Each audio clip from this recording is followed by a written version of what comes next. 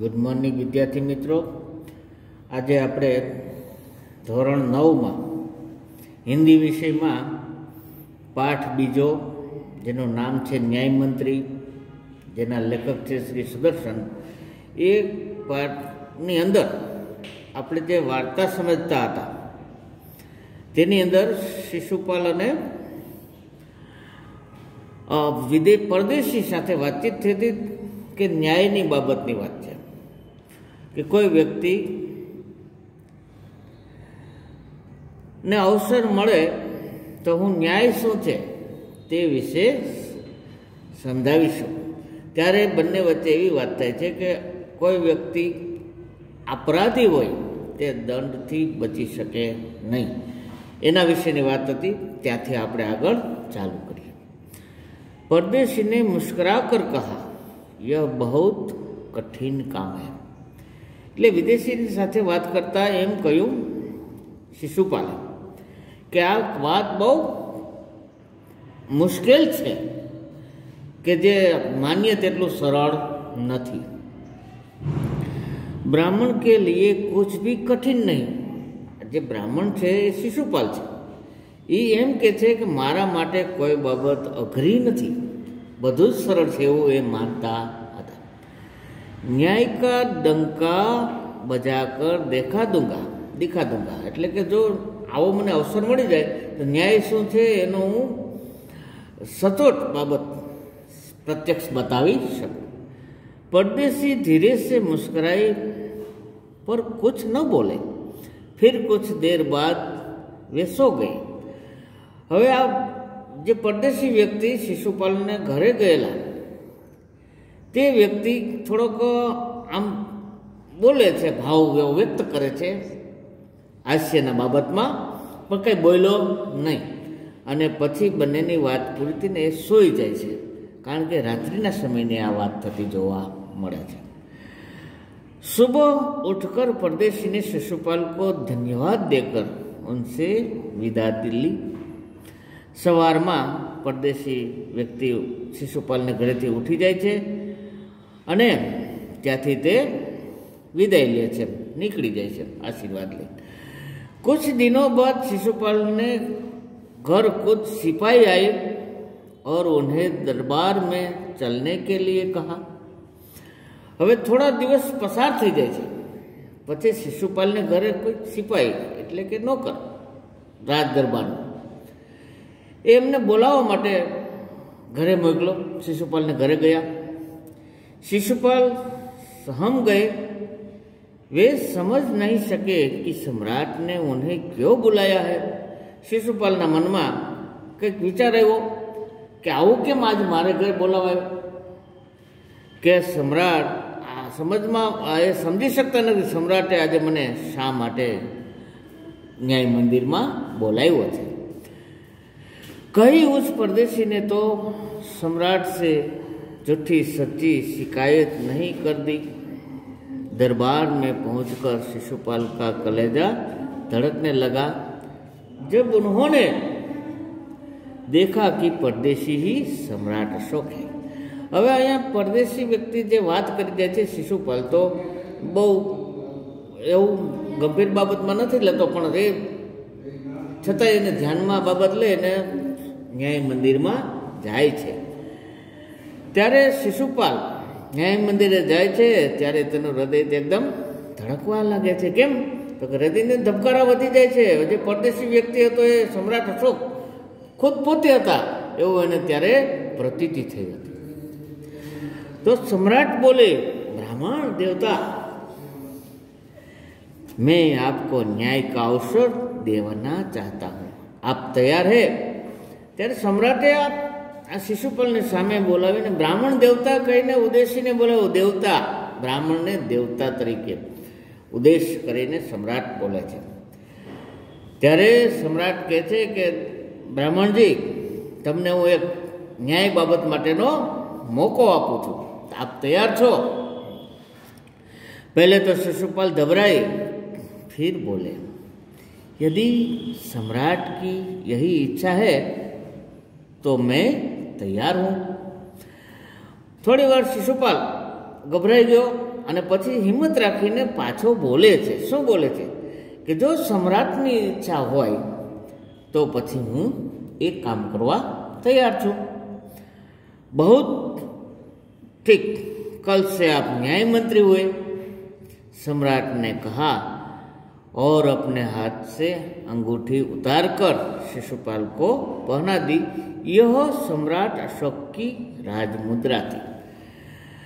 पछे सम्राट अशोके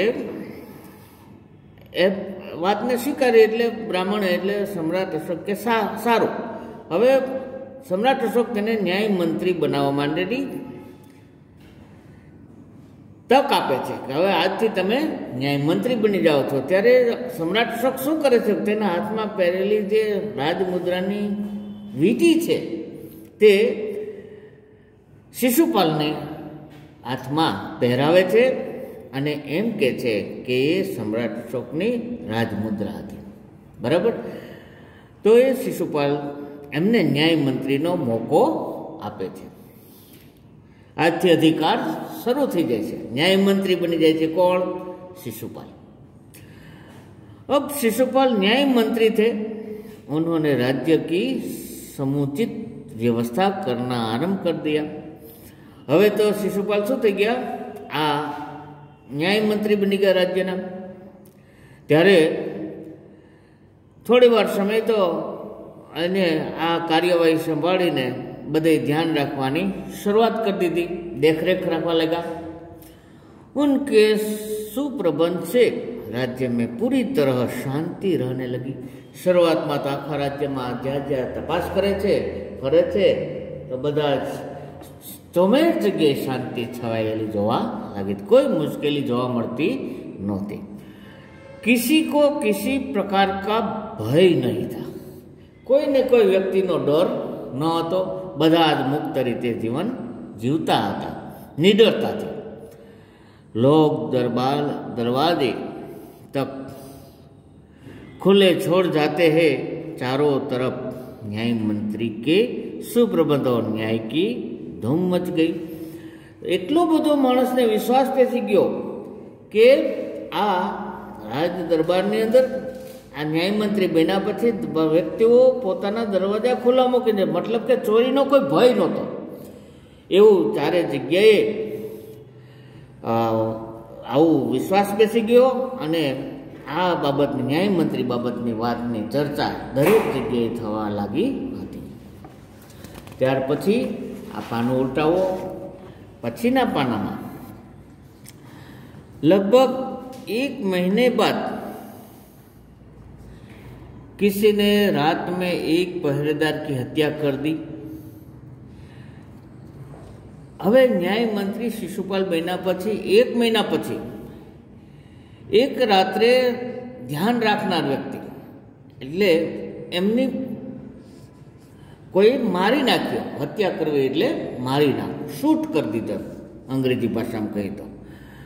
सुबह होते ही यह बात चारों तरफ फैल गई. सवार थयो तो आ बात आखा राज्य में बधे चौमेर फैलाई गई. जे शांति छवायेली थी त्यारे थोड़ी आ मुश्किली जोवा लगी थी. लोग बड़े हैरान थे. शिशुपाल की तो नींद ही उड़ गई. बधा व्यक्तिओ परेशान थी गया कि आवुं केम बनी गयुं. शिशुपाल ने तो नींद हराम थी गई. एटले नींद में ऊँघ उड़ी गई. विचार करवा लागो कि आ घटना केम बनी गई. उन्होंने खाना पीना छोड़कर अपराधी का पता लगाने में रात दिन एक कर दिया. एटलो बधो शिशुपाल न्यायथी काम करवा लाग्यो कि आ गुनेगार ने शोधवा माटे रात दिवस पोते कार्य करवा लाग्या हता अने खावा पीवानुं पण छोड़ी दीधुं हतुं कि आ गुनेगार कोण छे तेने जल्दी शोधी काढ्यो. आवुं केम बनी गयुं तेनी सतत तेनी चिंता थवा लगी हती. बहुत प्रयत्न करने के बाद जब अपराधी का पता चला तो शिशुपाल के आश्चर्य का कठिना न रहा. पछी खूब प्रयत्न कर्यो गुनेगार शोधवा माटे.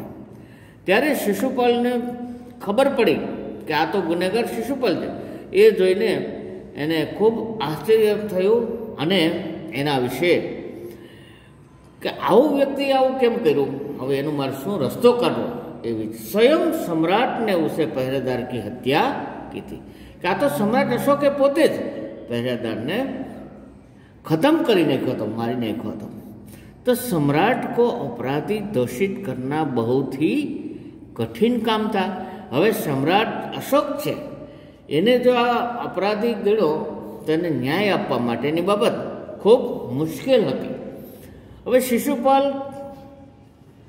करे भी तो क्या करे. एक और स्वयं न्याय मंत्री थे और दूसरी ओर सम्राट के सेवक, परंतु न्याय की दृष्टि में सम्राट और साधारण व्यक्ति में कोई अंतर नहीं होता है.